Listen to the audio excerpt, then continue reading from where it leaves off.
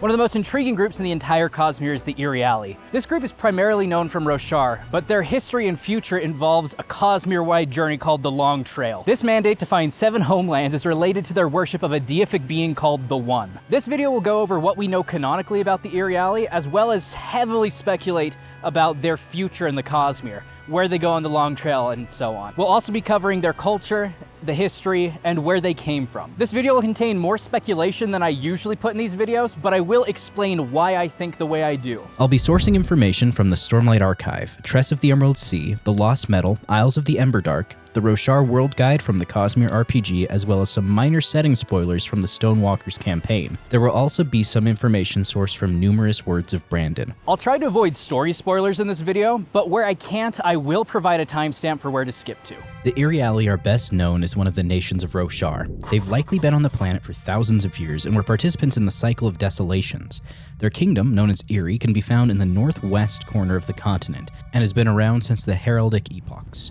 It was one of the Silver Kingdoms 5,000 years before the start of the Stormlight Archive. As a bit of an aside, I think this wording from the Cosmere RPG World Guide is really weird. The Iriali settled in the Silver Kingdom of Iri. They believed their people came from another world. This is weird phrasing, right? Because it kind of implies that the Silver Kingdom of Iri was named that before the Iriali arrived, but that can't really be the case. The Iriali have a very long and proud cultural history, so in my opinion, it wouldn't really make much sense for them to adopt that name when they arrived on Roshar. When he was proofreading my script, CL401 pointed out that maybe they did adopt the name when they got to Roshar. There were certainly people that lived in that land before the Iriali. The Rirans come to mind. As we'll see later in this video, the Iriali have a cultural tradition of recording the Long Trail journey in the form of tapestries.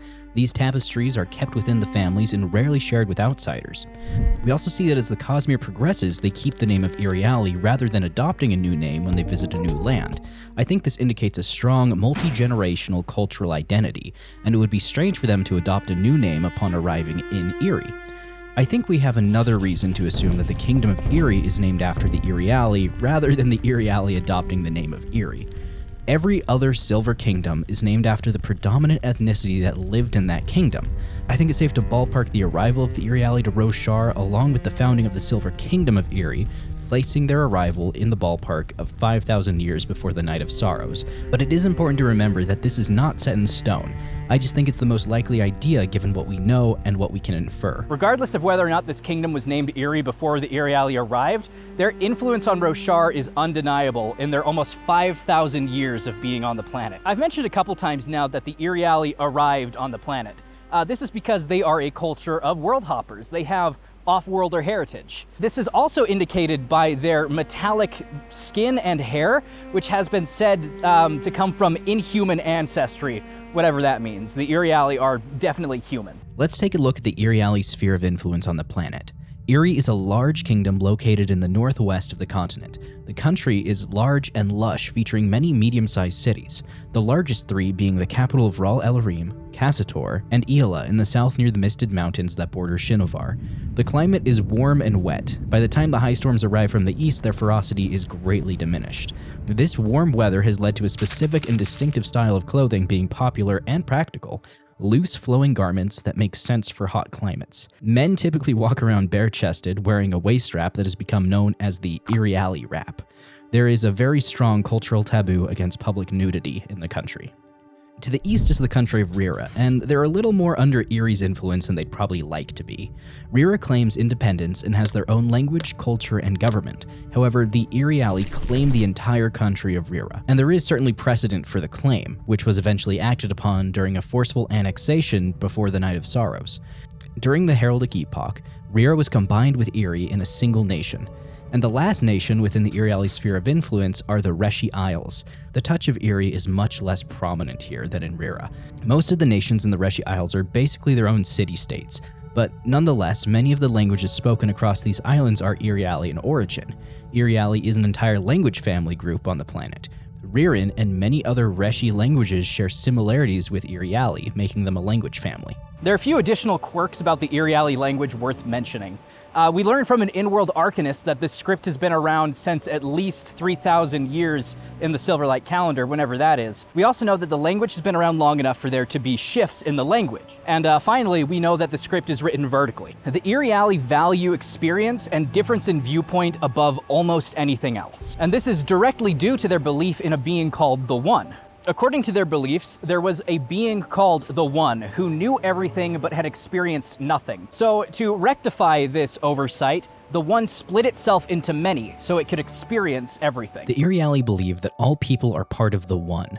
All experience contributes to the One's acquisition of experience. For this reason, they believe that there must be rich and poor, believer and unbeliever, because all of these differing viewpoints and experiences all bring the One closer to being whole. It's important to understand that the Iriali do believe in individuals, that everyone is their own agent. But as the saying goes, it's like a hand. If you just look at the fingers, they are their own individual entities that can move independently of the others. But when you zoom out, they're all connected to the same hand. In this case, all the individuals are the fingers, and we are all connected to the One. Hoyd sort of expands on this in Wind and Truth, though it's important to recognize that this isn't actually Hoyd speaking. He remarks that, "I'm not real, so my emotions don't matter. My pain is an illusion, and I'm a puppet for raw investiture, propped up and speaking like a sock on a child's hand." He cocked his head. Is this how the Iriali feel all the time? No wonder they're so storming odd. Another interesting belief held by the Iriali is that the spiritual realm and the beyond are one and the same place, although this is disputed by most in-world scholars. When Harmony ascends, he admits that he doesn't have a very good view of the spiritual realm. Yes. Does he develop a better one over time, and are there other shards that already have a very good view of that? Yes. So, like, Yes, but it is still something that is hard to grok, so to speak, in science fiction. It's hard to understand. But yes, he has a much better understanding, and the other shards, some of them have a very good understanding. Okay. The thing is, the difference between the spiritual realm and the beyond is not something that is immediately obvious. So the spiritual realm is not the beyond. No, spiritual realm is not the beyond. There are three realms of existence. The spiritual realm is something else. The beyond, some would say, there are philosophers who would say the spiritual realm and the beyond are one, that the soul gets sucked into and joins the investiture is the idea of the One.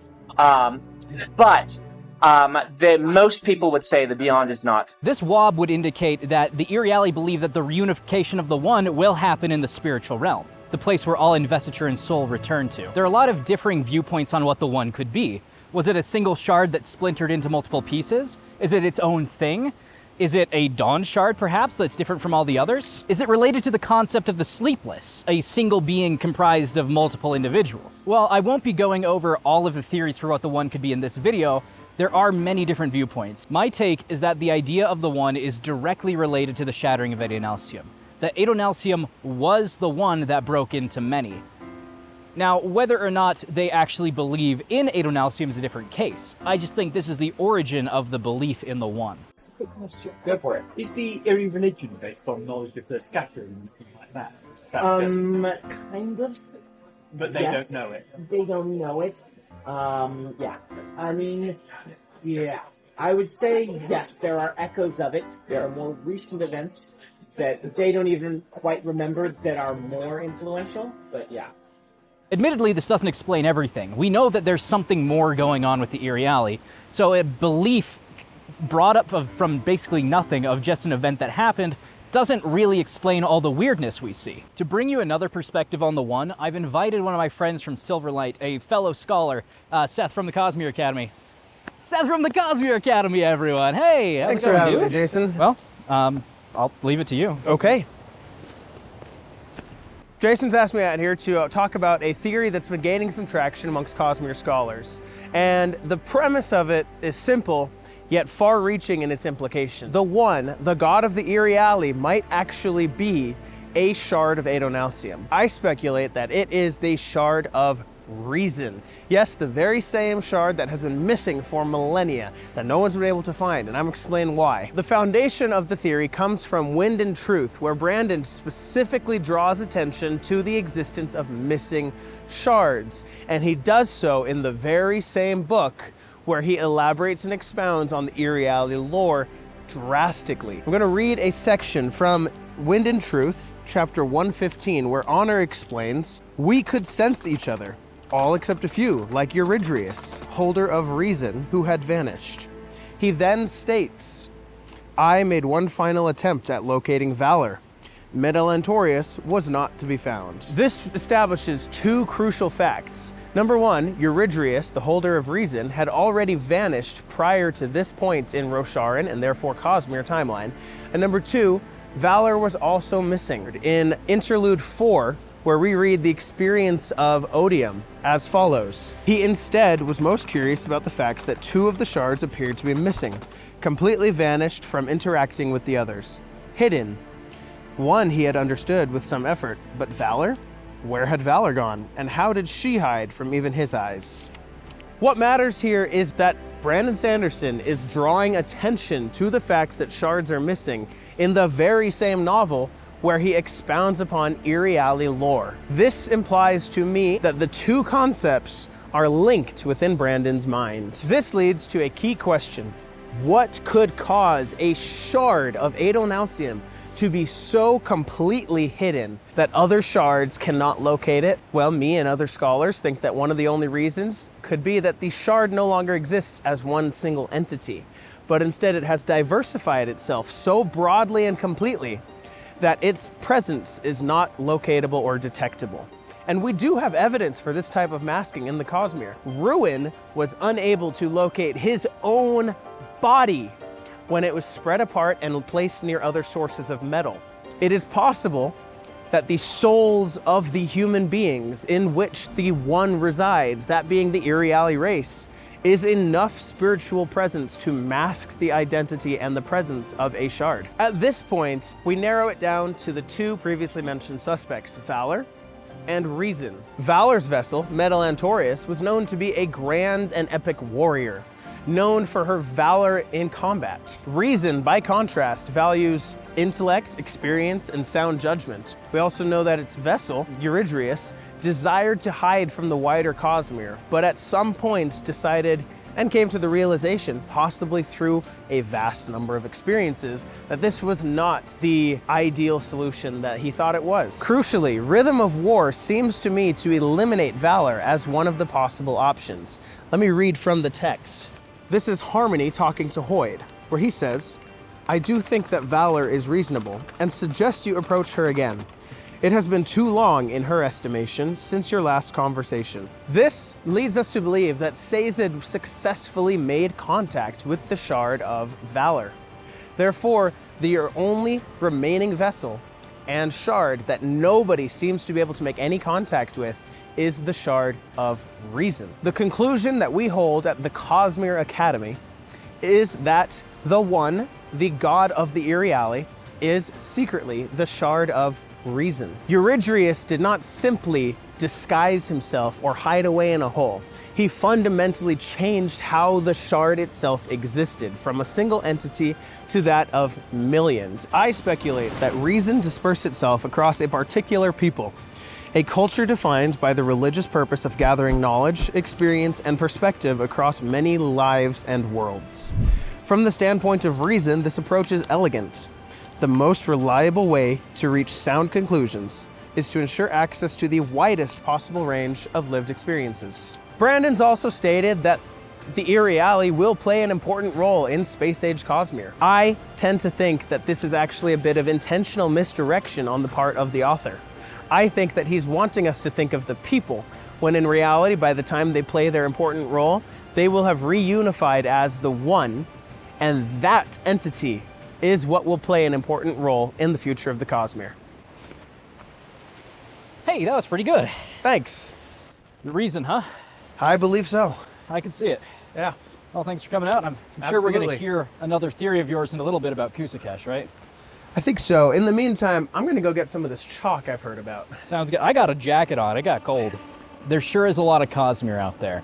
So how do the Iriali expect to obtain all the experiences necessary to reunify the One if they only stay on one planet? Well, they don't. The Iriali have something they call the Long Trail, a chronicle of all the places they've traveled throughout the Cosmere. The Long Trail is a belief that the One will only be reunified after the Iriali visit 7 homelands. We know that Roshar is considered the fourth homeland.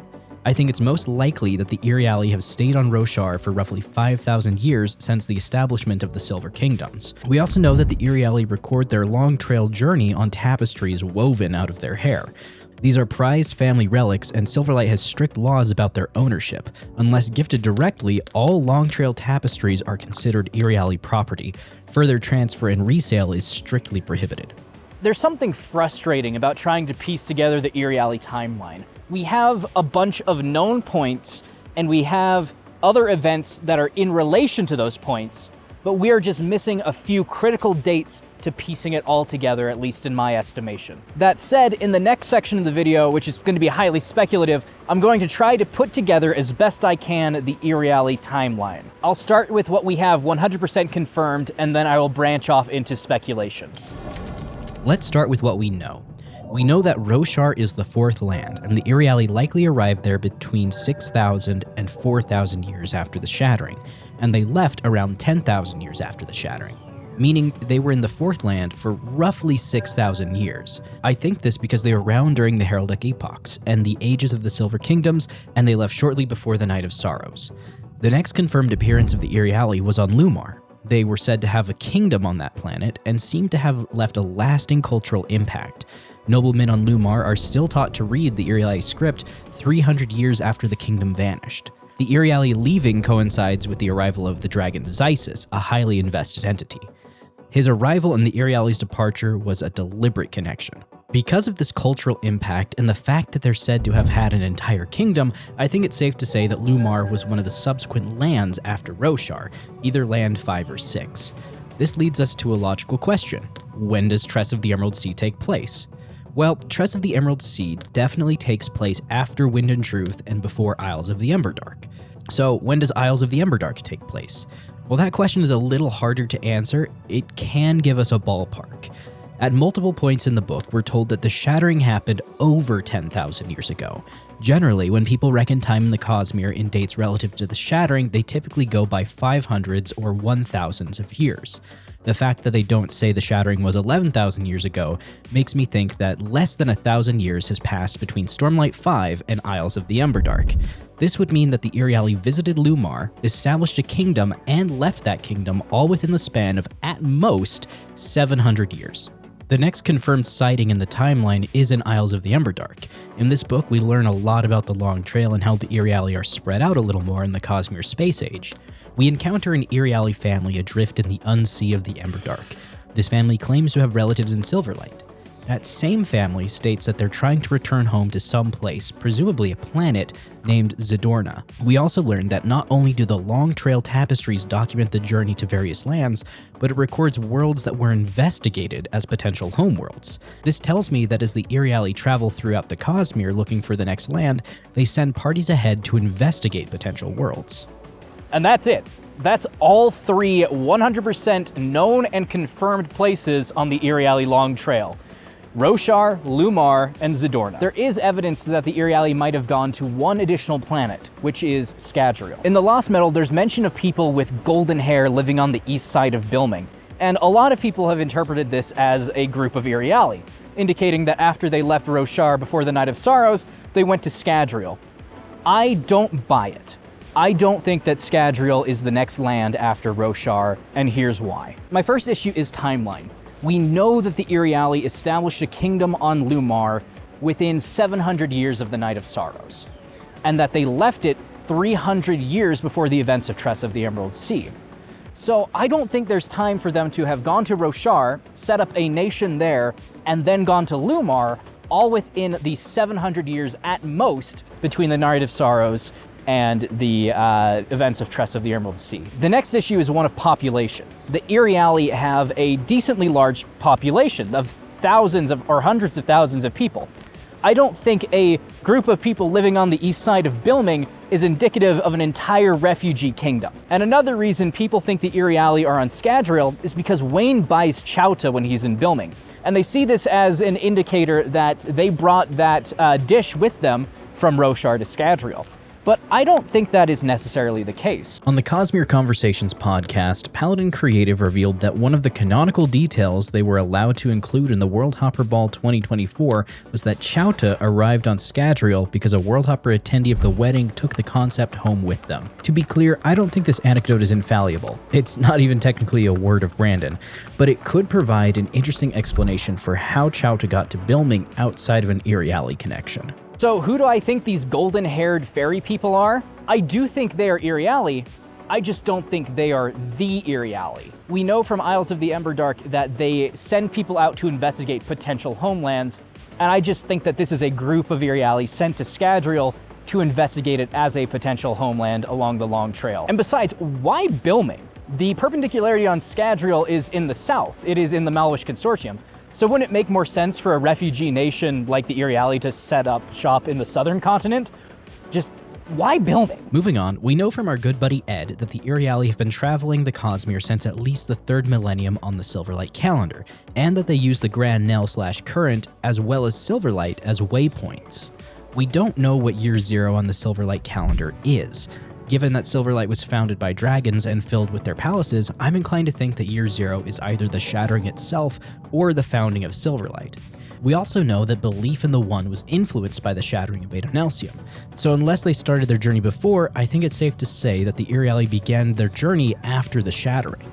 There's also the fact that they used the current to navigate, which wasn't a thing until the death of Ambition sometime before 2,000 years after the shattering. It's also entirely possible that Silverlight was inaccessible before the shattering of Adonalsium. What if the Yolish Great Star didn't exist before Adonalsium was killed? To me, it would make a lot of sense for the largest known perpendicularity to have a very dramatic origin, like, I don't know, the death of a god? There is a rather unhelpful wob that states Silverlight was founded before the Riode and the Cassandra, but these are both more recent events in the Cosmere timeline, and they don't help us nail down a founding date very well. Now, if the Long Trail didn't start until after the shattering, that means the first 3 lands would have taken place within a 5,000-year span. I also think it's safe to assume that, given our current information, the duration of their stay on Roshar is not typical, that they stayed there for a lot longer than they usually do in one of their lands. When talking about the Long Trail, it's important to mention that the Iriali have guides. These are presumably invested entities chosen to guide the Iriali on and off the worlds they visit. The only known and confirmed guide is Cusicesh. This next section will contain spoilers for an interlude from Wind and Truth, so if you don't want those spoilers, skip to this timestamp right here. Cusicesh is a giant water-like invested entity that can be found in the bay off the coast of the city of Cassator. It cycles through hundreds of faces and leaves those who look upon it drained. This entity is not a Spren, but a Spren-adjacent invested entity that serves as the guide for the Iriali. Its daily appearance from the water is so precise, at 7:46 in the morning, that clocks can be set in accordance to when Cusicesh emerges. We don't know if Cusicesh being in the bay off the coast of Cassator predates the Iriali arrival, or if he arrived after they did. But we do know that he is specifically the guide for this stretch of the journey, from the 4th land to the 5th. But one of the things that we were curious about with Cusicesh, it seems like he's serving as a guide to wherever they're going next, maybe Lumar, maybe somewhere else. And is he the guide for just this leg of their journey, or was he with them when they came to Roshar and he is kind of leading them on? So he is the guide for this leg of their journey, but he is not actually a spread. There are many theories about Cusicesh, for what he is and what he does. So to talk about some of those theories, I've got Seth here again to talk about Cusicesh. As Jason mentioned, there's a ton of theories surrounding Cusicesh. What it is, where it came from, what it's even made of. And honestly, it's one of my favorite entities to speculate about in the Cosmere, because we still know very, very little about this giant water spirit. My theory about Cusicesh the Protector is that he's not just some strange Rosharan entity. He's not some magic anomaly made of investiture or spirit or soul or whatever you want to call it. I believe him to be an avatar of the One. And as I stated previously, I do believe the One to be the Shard of Reason. Therefore, I believe Cusicesh to be an avatar of the Shard Reason. Why do I believe that Cusicesh is an avatar of the One actively participating in gaining and gathering experience for the Iriali? Here's some of the puzzle pieces. Brandon Sanderson has directly stated that Cusicesh is not a Spren. So we're dealing with something outside of the standard Rosharan invested entities. He has also stated that it is not along the lines of the Stormfather sibling or the Night Watcher. In the text, it shows that people who interact with Cusicesh or even look upon him feel a sense of draining, as if something has been pulled from them. We see his face rapidly shifting. Cusicesh is capable of opening a perpendicularity at will. Notably, people claim that this is honors perpendicularity. Whether or not that is factual, we just don't know. What we do know is that he's capable of opening a path from the physical realm to the cognitive realm. We also know that the Iriali religion teaches of a singular being gathering and collecting experience and knowledge in order to become more whole. In Wind and Truth, I-11, Cusicesh states, "I am to be your guide for the 5th journey." In a WOB, Brandon Sanderson stated that the shattering of Adonalsium was not directly linked to the founding of the Iriali religion, but rather there are more recent events which they don't know about that are more impactful in their religion. Here's how I think these pieces fit together. Cusicesh does not behave like a being made of Rosharan investiture.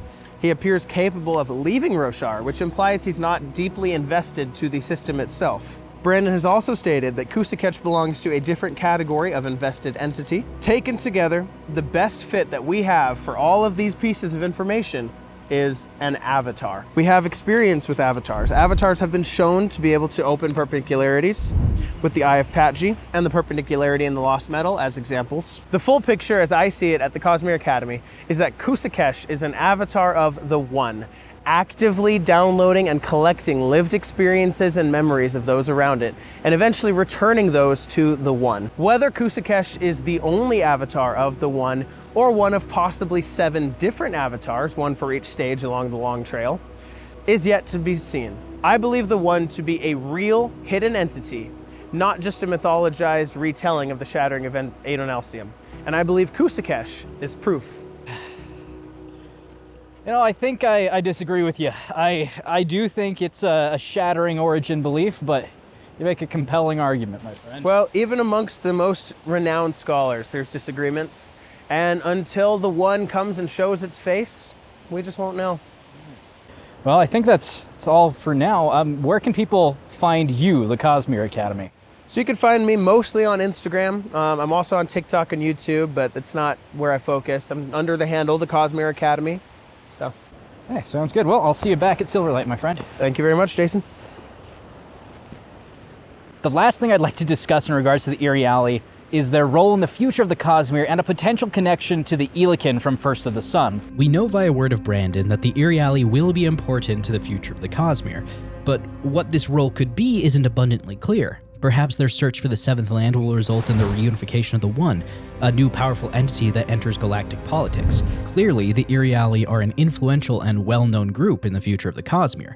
There are laws regarding ownership of their artifacts recognized by Silverlight and presumably others. My aluminum foil hat theory about the tapestry from Isles of the Emberdark is that the end pages, which just ooze Eelakin.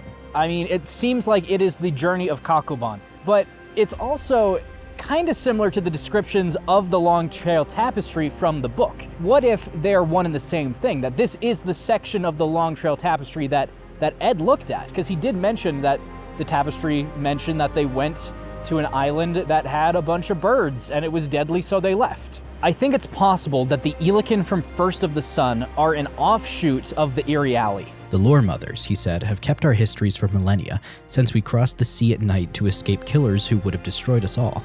We struck out, navigated the darkness, and found our way to the home isles. I mean, to prove it, to you, to my government, to all the Cosmere. And as much as I have a gripe with Cosmere color theory, the investiture consumed by Kakuban in Isles of the Emberdark is gold. And it turns his eyes gold, and it glows gold. The other thing associated with gold magic in the Cosmere? The Iriali. And the Men of Gold and Red, and Light Song. But the point is that it's gold investiture. Kakobon was friends with the dragon Frost, and Frost accompanied him on at least a portion of his journey through the Unsea. It's also confirmed from the Long Trail tapestry that the Iriali at least investigated First of the Sun as a potential homeland. What if Kakobon was an explorer sent by the Iriali to investigate First of the Sun as a potential homeworld? I admit there are a lot of holes in this theory. The Eelakin don't have any of the physical characteristics that we associate with the Iriali. They don't have the gold skin or the gold hair, and it's pointed out that generally the Eelakin have black and sometimes curly hair. We know that Frost was acting as a friend or a guide for Kakobon, kind of like how the Iriali usually have an invested guide. Furthermore, there's another connection with dragons. The Iriali left Lumar when Xysis the dragon showed up, and this is not a coincidence. And if the Eelakin are an offshoot of the Iriali, then why was he adventuring so far away from the main body with potentially a guide? That just doesn't make much sense. What is certain, though, is that the Iriali are a people shadowed in mystery, much like their capital city on Roshar of Ral El Arim. They offer a glimpse at a fascinating and robust background narrative that's been going on for the entire history of the Cosmere, seemingly. They're a group of people led by a divine mandate to explore and experience all they can. A group who will play an unknown but crucial role in the future of the Cosmere. Thank you so much for watching. If you enjoyed this video, please like, subscribe, and hype the video, and share it with all your friends who enjoy the Cosmere. And a special thanks to my draconic donors, Drew, Matthew, Mac, Alex, and Dennis. Thank you so much for your support. I couldn't do this without you. But I think that's all I've got for you now. Have an excellent time of day, and I'll catch you all next time. All right, guys. Bye.